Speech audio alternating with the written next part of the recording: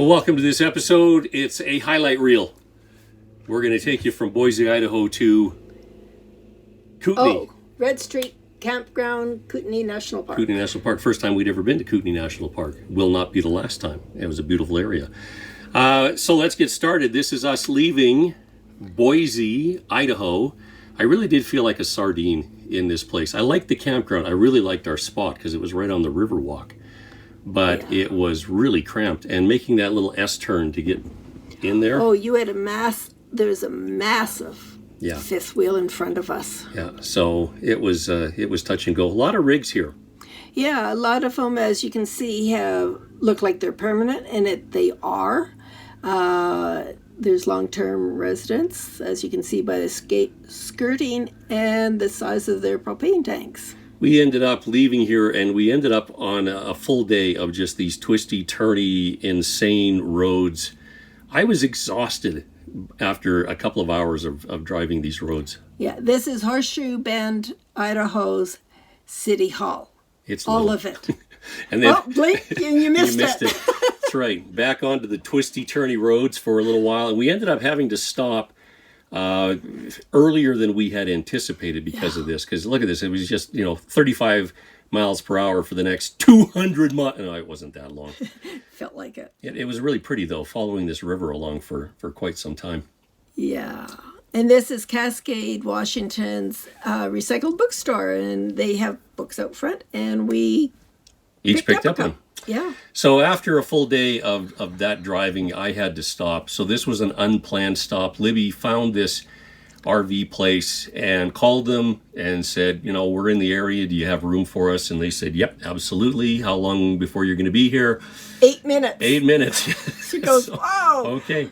And they live permanently on site. And so once we pulled in, they just came down, or she came down in her little car and signed us in, and we spent the night in a really pretty little area, Siebert RV Park, yeah. And it is for sale. Yeah, Lock, stock, and barrel. Just outside of Cottonwood. It's actually attached to it. It's actually beside their cemetery, where you'll see a lot of Sieberts. Yeah. Her husband grew up in this area. Actually, his grandfather was across the highway. Yeah, and you see his barn from where we were sitting. So yeah, it was a pretty little area. We quite enjoyed this one. Gorgeous. As it being on a hill and a prairie, it was windy, but I think we've gotten used to wind. We only had a few days without wind this far in the trip. But it was beautiful. Yeah. And I walked up further, the cemetery, and there's, between the rig and the tree, there is a trestle bridge. And I didn't get any photos of it. And this is Morrie enjoying his spot. Yeah, and that's what our campsite looked like. That's our view. It was really nice. And sunsets. Yeah. So the next morning, after a well-deserved and well-earned rest, which I needed, we were able to get back on the road. But this is us leaving the little park and arriving in Spokane. And we didn't stay in Spokane. We didn't do any shopping in Spokane. We just stayed on their GPS route all the way through. And I was kind of glad to get off at the twisty, turny roads and thought, okay, this is great. We're going to get to this next campsite and we'll be fine. But what turn happens? Left, turn right, turn left, turn right, go straight, turn left, turn right. Oh my gosh. And that's just in Spokane. It was, it really was. By the time we got into this next campground, I have to say I was pretty much completely exhausted. The truck is great. A lot of times I don't even feel like I'm pulling a trailer, but the reality is I'm white knuckling it on a lot of those roads, and you're having to slow way down. So this is the last little bit before we got to Willow Bay. Yeah, and the scenery has really flattened out, and the trees, the landscape is very different. Yeah. And this was a nice little park. It was kind of off the beaten path. I think there was a time back in the day that this was pretty popular. It fell into a bit of disrepair, and from what I understand, there's a new manager here now. And the groundskeeper is all over this. He's doing, I think, a very good job. Kind of a one guy show, but he's doing quite a good job. Yeah, He's working on it and made it rig friendly because there was tree branches, he said, in the way. And I thanked him for one because as we were leaving, we would have ripped the side of our rig off if the branch was still there. When we got there, there was only a couple of other people besides us. And by the time we left, it was about 50% full. And he was saying that later the day that we left, some kind of a boat thing was going on. And so they were expecting the campground to be just about full. And so it was nice. It was right on the lake. I mean, I really loved, the view that we had. The only problem I had here is you couldn't tell where the sites were. There'd be a sign there that said site 15, 16, 17, but there's only pedestal for electricity and water for 2 rigs, but apparently there were 3. It was very confusing. So I don't know if they're going to be fixing that anytime soon, but. Yeah. And our back window looked out over Long Lake. I was looking for where the bay was, and it was right behind the where the boat launch is. Right. Behind the office. But there's some other Canadians there. They flew away quite often, and they left their calling cards all over. Yeah. And you don't mess with those Canadians. I was looking out the window, the back window of the rig, so it was a little bit blurry, but that was the view I had when I was making breakfast. It was pretty nice. And this is us leaving. Note the number of rigs. Yeah. It's increased exponentially, but it was still relatively empty. But it was a nice place, and it was really quiet. And I was really glad that all the neighbors were very respectful of one another. Also a very popular place for fishing. Every morning when I was out walking Morrie, I would see people down. You can see the little dock off in the distance there. And nobody on there right at the moment that we're leaving, but every day I would be out there and there'd be people sitting on chairs fishing. Yeah. And it looked like it was a nice fishing spot. So, nice little place. I was glad we kind of got there. This was kind of a hairy turn getting out of here. It's a sharp turn, and the rig just about didn't make it past the building. Wow! We made it. But the groundskeeper, Daniel, helped. Yeah. So back on the road, and now we're on the way back to Canada. And so this is where we go south, then we go east, and then north, instead of winding all over Washington. We could have gone all the way back to Spokane and taken the main highway up, but we opted to go through these little side roads. This was gorgeous. I really liked it. But what we didn't expect was at a certain point, there was a decision that we had to make, and we really, at this point, we had committed. So there was no other way around this. But we had to choose whether we were going to turn around, go all the way back the way that we had come, back into Spokane and take the highway, or whether or not we were going to take a gravel road. And we could have gone left or right, but we didn't know where left or right went. Yeah, it didn't seem to, I couldn't figure out on the map. Not a lot of signs. There was no signs. All we know is that the GPS was taking us down, these roads. And this got a little bit windy as well. By the time we got out of this into Canada, I was so thankful we were no longer on winding roads. But surprise, surprise, we end up in southern BC, and all it is winding in the roads Rockies. Again. I think we're going to have to take a holiday and go spend some time. This is the big decision maker. Yeah. Go spend some time in Saskatchewan where it's just flat roads. So this was it. We end up having to decide left, right, or straight through. The GPS is saying straight through, but we can tell that that's oil top road ahead of us, and it looks further into distance that this was going to be gravel. And sure enough, as we make the commitment to start going down this road, we thought, okay, well, this will be fine. We'll just go slow. We're not, in a huge rush. We don't have to be any place at any particular time. So let's just enjoy the road and try not to get into too much in terms of ruts and things. See if we can make sure that we don't, shake everything in the rig completely out of order here. The oiled part didn't last very long. Yeah. The actual gravel part, unoiled, lasted a lot longer than we thought. So here we are, we hit gravel, and we thought, okay, well, we'll go slow And as long as nobody passes us, we should be fine, because we knew that if we got passed, we would end up being in just a world of dirt and dust. And so that was our big hope. Like, let's just get to this part, get to the main highway. We don't know how long it is. Let's just do this and not get past, and we should be absolutely fine. And so, of course, as soon as we said that, what happens? This guy who's pulling up beside us in his truck, and Obviously a local. yeah, knew the roads, and boom, and we were the bike carrier. By the time we finished, was so coated with dust on the back of the rig. Everything, the whole truck was covered with dust, but Nothing inside the rig. we were very thankful for that, because it appears that this is pretty airtight once we get on the road. So Yeah. this was what we were hoping not to have to experience. We've done this on previous camping trips where you end up on these side gravel roads, but if we look at it from the good side of this, it was nice to be able to see a little bit more of the countryside when the dust cleared. There was a semi that passed us, and Oh, coming the he other was way. crawling. Yeah, he was coming the other way, and I didn't put that footage in here, but yeah, it would have been looking like two large rigs at a snail's pace passing each other. Yeah. Yeah.